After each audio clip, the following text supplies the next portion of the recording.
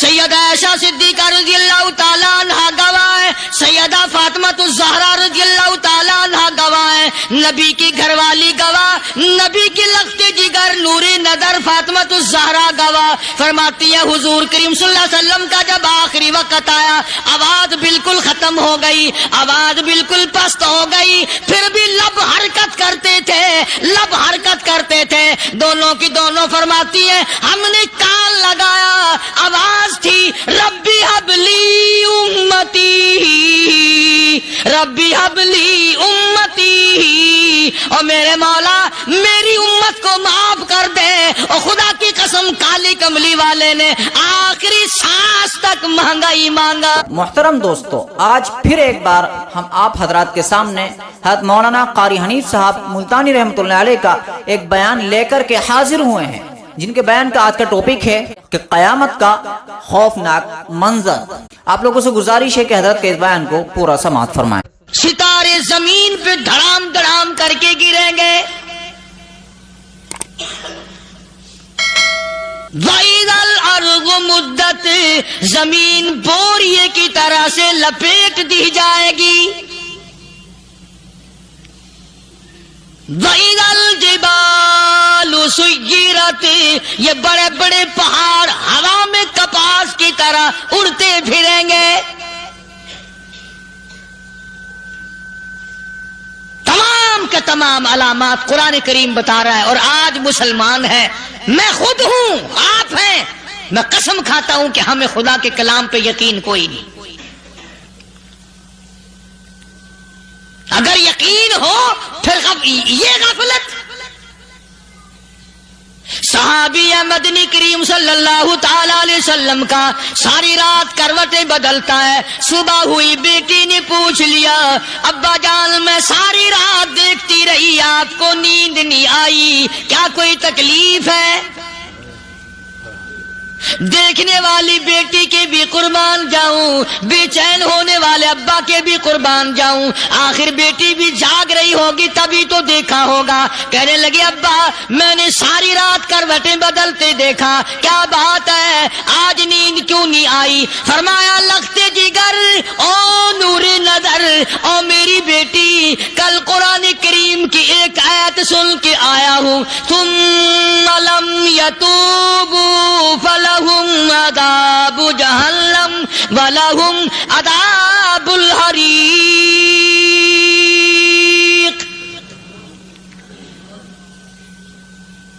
او میری بیٹی جس نے قرآن کریم کے ذریعے جہنم کی خبر سن لی ہو، جہنم کے انگاروں کی خبر سنی ہو، جس نے جہنم کی تباہ کاریاں سن لی ہو، او میری بیٹی نیند کیسے آئے؟ کیسے نیند آئے؟ امام شافعی رحمت اللہ علیہ اتنے بڑے جلیل القدر ولی کامل ہے، وقت کی امام ہے، پرہیزگار متقی ہے، اپنی بیٹی کو فرمانے لگے لختے جگر تیری آنکھیں بگڑتی چلی جا رہی ہیں، میں دیکھتا ہوں تو ساری رات نیند نہیں کرتی، ساری رات سوتی نہیں، مصلی پہ کھڑی ہو کر قرآن پڑھتی رہتی ہے، تو کچھ نیند کر لیا کر، آنکھوں سے محتاج ہو جائے گی۔ عرض کرنے لگے ابا جان نیند آتی ہے، بستر پہ لیٹ جاتی ہوں، آنکھ لگنے کو ہوتی ہے، فوراً میرے دل میں خیال آتا ہے شافی کی بیٹی تو نے تو بستر سنبھال لیا، صبح تیری نہ معلوم زمین کے اوپر ہوگی یا لاکھوں من مٹی کے نیچے ہوگی۔ پھر میری نیند اکھڑ جاتی ہے، پھر کھڑی ہو کر خدا کا قرآن پڑھتی ہوں۔ وہ ساری رات قرآن پڑھا کرتے تھے، اور بدقسمت قوم تمہیں صبح اٹھ کر قرآن کا سپارہ پڑھنے کی توفیق نہیں ہے۔ مسلمان پر قرآن کا دیدار نصیب نہیں، قرآن کی زیارت نصیب نہیں، گدھے کی طرح کھاتے سو گئے اور گدھے کی طرح صبح اٹھ کر کھانا پینا شروع کر دیا۔ تو رب کے کلام کا اتنا باغی کہ تو دیکھنا پسند نہیں کرتا۔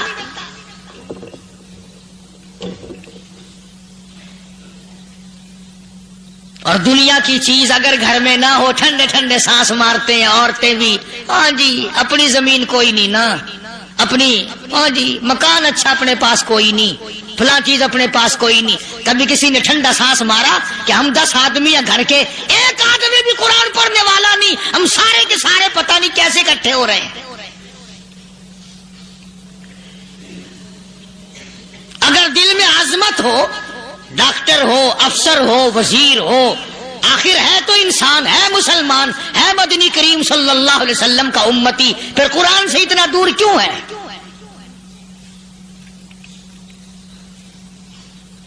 تو اللہ پاک جل شانہ نے فرمایا میرے بندے ہر حال میں ڈر.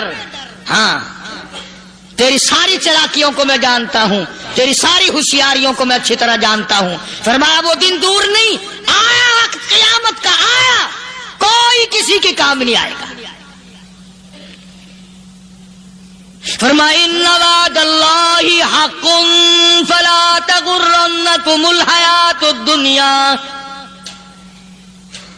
دنیا نے پھنسا لیا, چہل پہل میں پھنس گئے, اس کے رنگ روغن میں لگ گئے, اس کی زیب و زینت میں لگ گئے. رات اسی کی سوچ ہے, دن میں اسی کا فکر ہے, اور مرنے کا کسی کو بھی فکر نہیں. قرآن کریم کی آخری سورت, آخری لقمان کی آخری آیتوں میں عجیب مضمون رکھا ہے.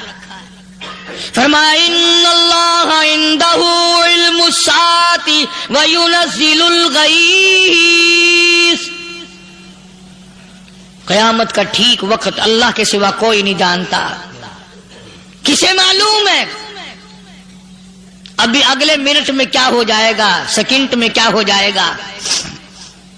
اچھا ایک بات میرے ذہن میں آئی, یہ بڑے بڑے لوگ آپ کو ملیں گے دیہاتوں میں بھی, بازاروں میں بھی, شہروں میں بھی. فلانا بزرگ غیب کی باتیں بتایا کرتا تھا, فلانا ولی یوں بتایا کرتا تھا. کبھی یہ بھی تو پوچھنا کہ اس ولی نے کبھی یہ بھی بتایا کہ میں مروں گا کب, کس دن مروں گا. جب اپنی موت کا پتہ نہیں تو اور کسی چیز کا کیا پتہ ہے. صرف اٹکل پچو تیر لگانے والی بات ہے. ابھی چند مہینے ہوئے یہاں میرے پاس چند نوجوان آئے ملتان شہر سے, اور کہنے لگے کہ 25,000 کی چوری ہو گئی ہے, بتا کدھر کون لے گیا, کدھر لے گیا. میرے پاس آئے یہاں, میں نے کہا بتا دوں گا پر آدھے لوں گا. کہنے لگا نہیں دیکھنا جی اتنا تو نہ کرو. اور میں نے کہا وہ سارے ہی چلے گئے یار. یقین کرو میں یہاں چارپائی میں بیٹھا ہوں دروازے کے باہر, عصر کے بعد پوری پارٹی آئی اسی شہر کی کہ 25,000 روپیہ گم ہو گیا ہے, بتا کدھر گیا ہے. سب لوگ کہتے ہیں قاری حنیف بتاتا ہے. سنو, قاری حنیف بتاتا ہے, یقین کرا دوں گا میں.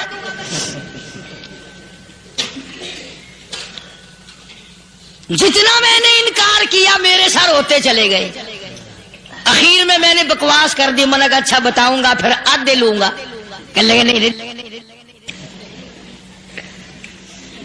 تماشا دیکھا, یعنی اندازہ لگاؤ کہ ہم شہر سے سن کر آئے ہیں کہ قاری حنیف چوریاں بتاتا ہے. اللہ غنی, کس کو معلوم ہے کہ ابھی کیا ہو جائے گا. اللہ پاک نے کسی کو نہیں بتایا. فرمایا ان اللہ عندہ علم الساعۃ وینزل الغیث. قیامت کا ٹھیک وقت کسی کو معلوم نہیں, بارش کا کوئی پتہ نہیں کب ہوگی, کتنی ہوگی. تم ابھی کہہ رہے ہوگے کہ جی محکمہ موسمیات والوں کو پتہ چلتا ہے. ان 3 مہینے میں یہ محکمہ موسمیات والے کئی دفعہ کہہ چکے ہیں کہ بندہ باندی ہوگی, مگر کچھ بھی نہیں ہوا. بلکہ جتنے یہ زیادہ بتلاوے نا اتنا ہی موسم خراب ہوتا چلا جاوے. پچھلے سال انہوں نے روئی کی گانٹھوں کی گنتی بتائی کہ اتنی کپاس پیدا ہوگی ملک میں, اتنی روئی کی گانٹھ بنے گی, اتنی باہر بھیجیں گے اور اتنی اپنے گھر رکھیں گے. ذرا پوچھو تو صحیح ذمہ داروں سے سر کھجاتے پھرے کہ کھاد کے پیسے بھی واپس نہیں ہوئے. بھلا کسی کو کیا پتا کہ ابھی کیا تھا اور ابھی کیا ہو جائے گا, کل کیا ہوگا, پرسوں کیا. ایک اللہ کی ذات جانتی ہے. فرمایا وَيُنَزِّلُ الْغَيْثَ, کوئی نہیں جانتا بارش کب ہوگی, کتنی ہوگی, کہاں تک ہوگی, کس قدر ہوگی, کس طرح میں ہوگی, کہاں نہیں ہوگی. وَيَعْلَمُ مَا فِي الْأَرْحَامِ, کوئی نہیں جانتا عورت کے پیٹ میں کیا ہے، لڑکا ہے کہ لڑکی. باپ کو پتا نہیں، ماں کو پتا نہیں، دادی کو پتا نہیں، نانی کو پتا نہیں. یوں کہ کسی کو پتا ہو یا نہ ہو، حضرت صاحب کو پتا لگ جاتا ہے. حضرت صاحب کو کیوں؟ حضرت صاحب ٹھڈ دے اندر وڑدا ہوندا ہے. تماشا دیکھ، کوئی کسی کو پتا نہیں چلتا. اور خدا نے اپنی خدائی کسی کو تقسیم کر کے دینی نہیں. لم یلد ولم یولد. نہ میرے ماں باپ، نہ میں کسی کا باپ، نہ میری اولاد، نہ میں کسی کی اولاد. اللہ الصمد، بے نیاز، بے مثل، بے مثال. ہمیشہ سے ہوں اور ہمیشہ رہوں گا. سام میرے محتاج ہو، میرے دروازے کے گداگر ہو، میرے دروازے کے فقیر ہو، میرے دروازے کے دستے نگر ہو. آؤ مانگو کھاؤ، موت آئے مر جاؤ. اگر اکڑو گے فرمایا پھر میں نے بڑی بڑی سزائیں دی ہیں لوگوں کو. ہاں ہاں، میں تو توبہ بھی منہ سے نہیں نکلنے دیتا. کلمہ تو کلمہ ہائے نہیں کرنے دیتا میں. جب میں موت کا پیغام دوں یکدم دل کی حرکت بند ہو جاتی ہے. ہائے بھی نہیں، اوئی بھی نہیں، اف بھی نہیں، کچھ بھی نہیں. فرمایا وَيَعْلَمُ مَا فِي الْأَرْحَامِ. کسی کو پتا نہیں عورت کے پیٹ میں کیا چیز ہے. دیکھو نا، جس نے 9 مہینے بچہ پیٹ میں رکھا، جب بچہ پیدا ہوتا ہے نا خود ماں بھی کان لگاتی ہے، بتائیں گی لڑکا ہے کہ لڑکی ہے. بےتابی سے انتظار کرتی ہے، بڑی بے قراری سے انتظار کرتی ہے عورت کہ یہ دائی بولے، کوئی اور پاس والی بولے، کوئی اور چھوٹی بڑی گھر کی عورت بول کے بتائے کہ لڑکا ہے کہ لڑکی ہے. اور جس نے 9 مہینے پیٹ میں رکھا، جب اس کو پتا نہیں تو پرلی طرف بیٹھے ہوئے حضرت صاحب کو پتا کہنے چل گیا. وَيَعْلَمُ مَا فِي الْأَرْحَامِ. زیادہ سے زیادہ تمہیں یہ کہیں گے جی فلاں بزرگ نے دعا کی تھی اللہ میاں لڑکا دے گا، لڑکا ہو گیا. ٹھیک ہے، دعا تو بھی مانگ، بزرگ بھی مانگے، پیر بھی مانگے، فقیر بھی مانگے، عالم بھی مانگے، ماں بھی مانگے، باپ بھی مانگے، خاندان سارے مانگو. بات یہ ہے مانگو تو سارے، پر یوں کہو دینے والا وہ ایک ہے بس. یہ ہے اصل بات. اور مانگنے کی تو کوئی کسی کی وہ نہیں. امام الانبیاء محبوب کبریا حضرت محمد مصطفیٰ صلی اللہ تعالی علیہ وسلم سیدہ عائشہ صدیقہ رضی اللہ تعالی عنہا فرماتی ہیں میں سوئی ہوئی تھی، اچانک میری آنکھ کھلی، میں نے کالی کملی والے کو سجدے میں دیکھا. رو رہے ہیں، دعائیں مانگ رہے ہیں، رو رہے ہیں. حضرت عائشہ فرماتی ہیں اللہ اکبر، فرماتی ہیں اتنے روئے سرکار مدینہ صلی اللہ علیہ وسلم، سانس رک گیا، سانس گھٹ گیا آپ کا. حضرت عائشہ فرماتی ہیں میں اپنا جگر پکڑ کے بیٹھ گئی، کہیں آج بیوہ تو نہیں ہو جاؤں گی.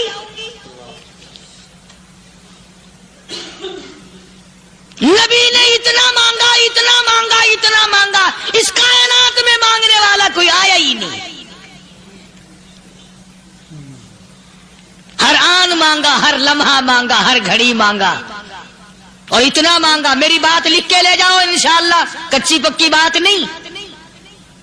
سیدہ عائشہ صدیقہ رضی اللہ تعالی عنہا گواہ ہے، سیدہ فاطمہ الزہرا رضی اللہ تعالی عنہا گواہ ہے، نبی کی گھر والی گواہ، نبی کی لخت جگر نوری نظر فاطمہ الزہرا گواہ. فرماتی ہے حضور کریم صلی اللہ علیہ وسلم کا جب آخری وقت آیا، آواز بالکل ختم ہو گئی، آواز بالکل پست ہو گئی، پھر بھی لب حرکت کرتے تھے، لب حرکت کرتے تھے، دونوں کی دونوں. فرماتی ہے ہم نے کان لگایا، آواز تھی ربی حبلی امتی، ربی حبلی امتی، اور میرے مولا میری امت کو معاف کر دے. اور خدا کی قسم کالی کملی والے نے آخری سانس تک مانگا ہی مانگا.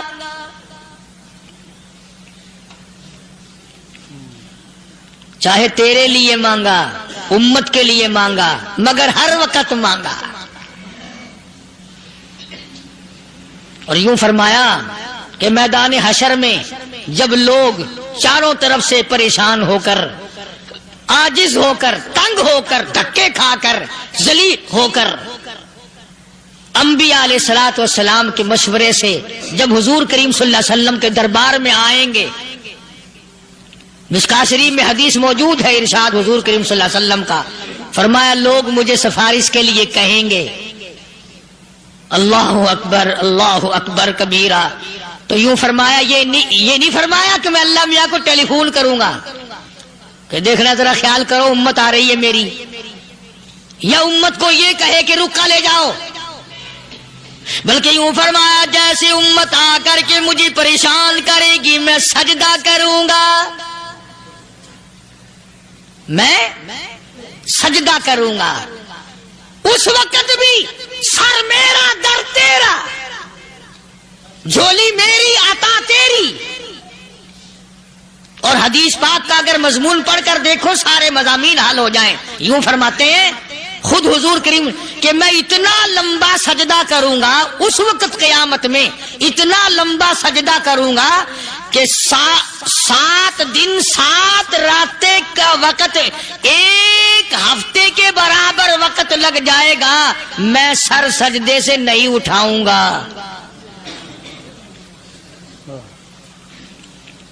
اتنا لمبا سجدہ کروں گا کہ 1 ہفتے کی مقدار وقت لگ جائے گا۔ یہ مقدار کیوں فرمایا؟ قیامت کا دن ہے نا، دن ڈھلنا نہیں، چھپنا نہیں، رات آنی ہی نہیں، رات تو ہے ہی نہیں نا، اس لیے فرمایا 1 ہفتے کی مقدار دن لگ جائے گا، وقت ختم ہو جائے گا پورا ہفتے کے برابر۔ اس کے بعد اللہ پاک مجھے فرمائیں گے ارفع راسک یا محمد صلی اللہ علیہ وسلم، میرے محبوب سر اٹھاؤ، سل مانگو توتا دوں گا، مانگو دیا جائے گا، سوف یعطیک ربک فترضی، تیرا رب تجھے راضی کر دے گا۔ صحابہ اکرام رضوان اللہ تعالی علیہ مجمعین نے عرض کر دیا یا رسول اللہ صلی اللہ علیہ وسلم آپ کس وقت راضی ہوں گے؟ کتنے لوگ جنت میں چلے جائیں گے، دوزخ میں چلے جائیں گے، آپ کس وقت راضی ہوں گے؟ خدا کی قسم اس محسن کائنات کا کیا کہنا کالی کملی والے نے جو ہم پر مہربانی فرمائی۔ یوں فرمایا جب تک ایک ایک امتی کلمہ پڑھنے والے کا ہاتھ پکڑ کر جنت میں نہ لے جاؤں میں محمد الرسول اللہ کو چین نہیں آئے گی، ایک ایک کو لے جاؤں گا اور چین نہیں آئے گا مجھے اس وقت بھی۔ تو عرض یہ کر رہا تھا کہ قرآن کریم نے اور تمام چیزوں میں عقیدے کا سدھار کہ عقیدہ بناؤ، یہ جو عقیدہ ہے نا اس کی حیثیت ایسی ہے جیسے پہلی اینٹ عمارت کی، اگر اینٹ ٹیڑھی ہو گئی تو ساری عمارت ٹیڑھی ہو جائے گی، اگر عقیدہ صحیح نہیں تو سارے اعمال ٹیڑھے ہو جائیں گے، اور اگر عقیدہ صحیح ہے تو اعمال بھی اور تمام افعال بھی اخلاق بھی تمام کی بنیاد جو ہے وہ صحیح رہے گی اور اچھی توفیق ہوگی۔ یہ عربی کلمہ ہے، آپ اور میں اگر کلمے کا معنی سمجھ لیں پھر بھی بات بنتی ہے۔ یہی تو معنی لا الہ الا اللہ، کوئی نہیں بگڑی بنانے والا، کوئی نہیں حاجت روا، کوئی نہیں مشکل کشا، کوئی نہیں تیرا ہاتھ پکڑنے والا، کوئی نہیں مجھے اور آپ کو اولاد دینے والا، کوئی نہیں بیوی بچے دینے والا، کوئی نہیں یہ ہر روز روٹی کھلانے پانی پلانے والا اس کے سوا کوئی نہیں الا اللہ، ایک اللہ کی ذات ہے۔ اور فرمایا کہ یہ بتایا کس نے کہ یہ سب کچھ کرنے والا کون ہے؟ محمد الرسول اللہ صلی اللہ علیہ وسلم، کہ ہمارے آقا اور مولا حضرت محمد الرسول اللہ صلی اللہ علیہ وسلم نے بتایا۔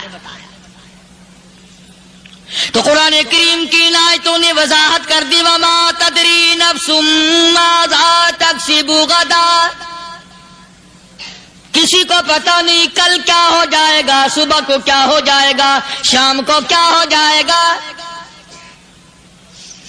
وما تدری نفس بأي أرض تموت، کوئی نہیں جانتا موت کس جگہ پہ آئے گی۔ کسے معلوم ہے کہ میری قبر کہاں بنے گی؟ کوئی نہیں جانتا میرے اس بدن کو جانور کھا جائیں گے، کسی کو علم نہیں ہے کہ قبر کا گڑھا ملے گا کہ نہ ملے گا، کفن ملے گا کہ نہ ملے گا، نماز جنازہ نصیب ہوگی کہ نہ ہوگی، غسل نصیب ہوگا کہ نہ ہوگا، کوئی نہیں جانتا۔ کلمہ پڑھتے موت آئے گی یا کنجری کے گانے سنتے گاتے موت آئے گی؟ کس کو علم ہے کہ آخری کلام جو دنیا میں ہوگا وہ درود پاک ہوگا یا قرآن کریم ہوگا یا دعا ہوگی یا استغفار ہوگا، اور یا گالی منہ سے نکلے گی، دم نکل جائے گا؟ کسے معلوم ہے؟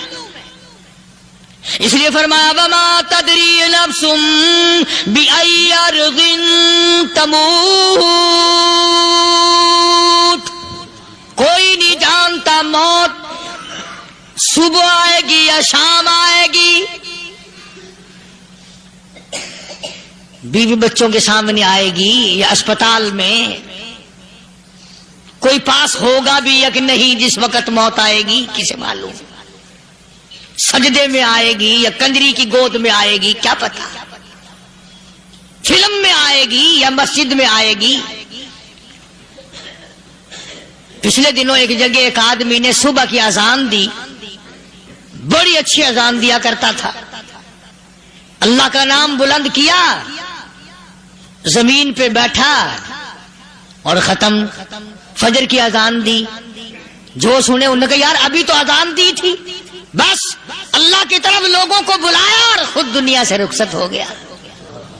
ہاں کسی کی موت یوں بھی آیا کرتی ہے، کسی کی سجدے میں آ جاتی ہے، کسی کی مراقبے میں آ جاتی ہے۔ اللہ اکبر۔ کسی کی نماز میں آئے، اللہ کی طرف دھیان لگے ایسا لگے کہ لگی جائے وہ چلا ہی جائے۔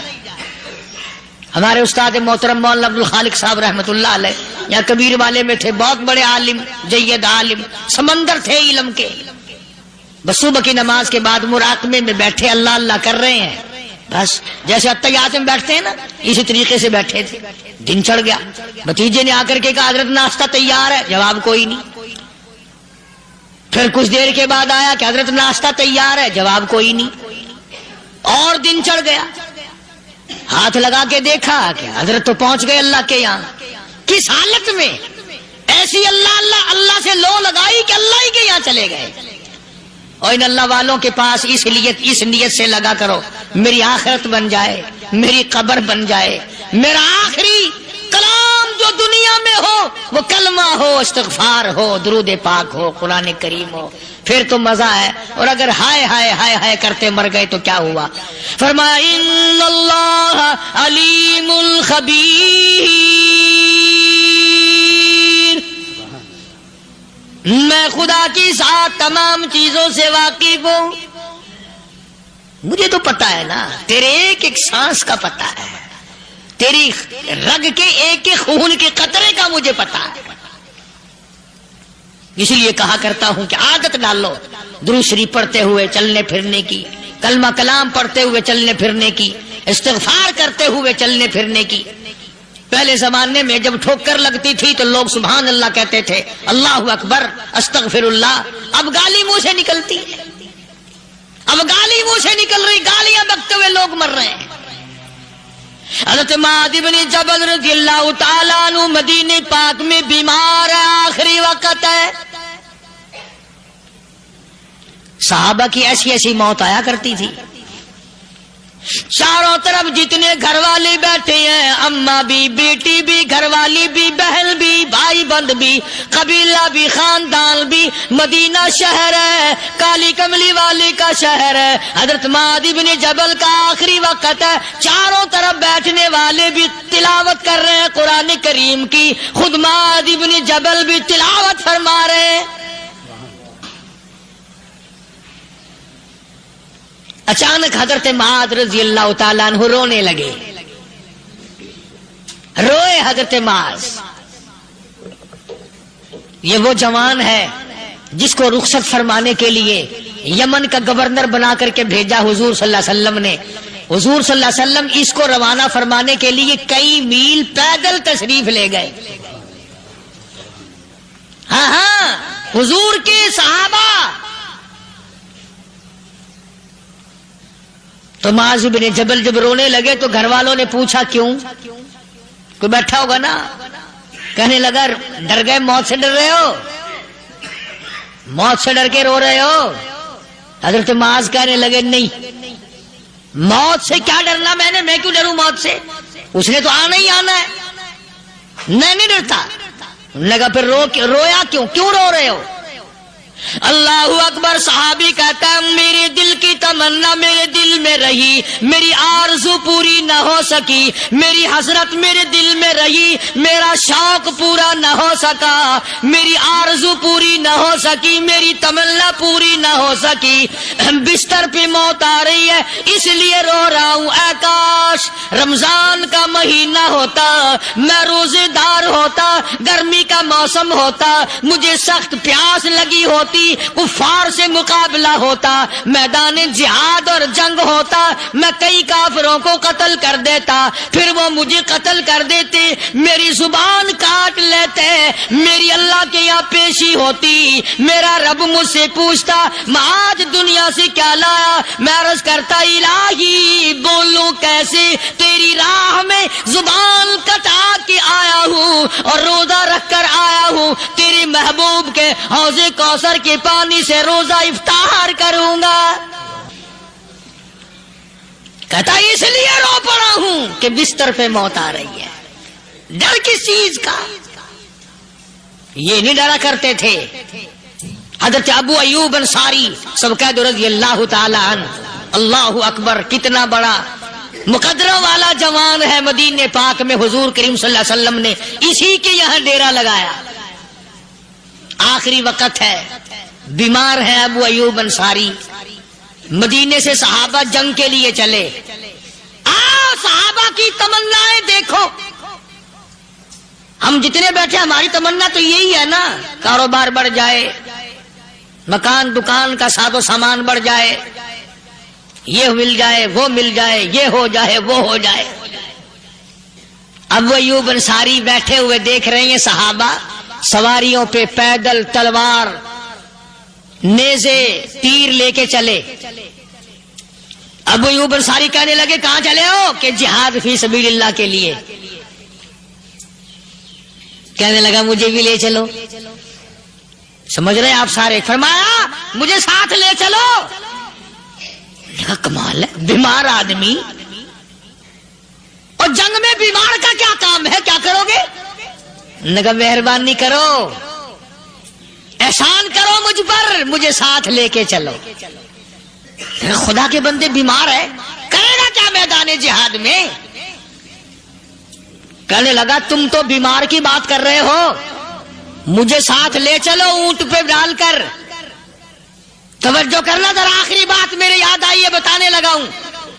ابو ایوب انصاری حضور کا میزبان مدینے والا کہتا ہے میں بیمار ہوں، مجھے اونٹ پہ ڈال کے لے چلو، اور اگر میری راستے میں موت آ جائے پھر بھی میری لاش کو ساتھ لے جانا۔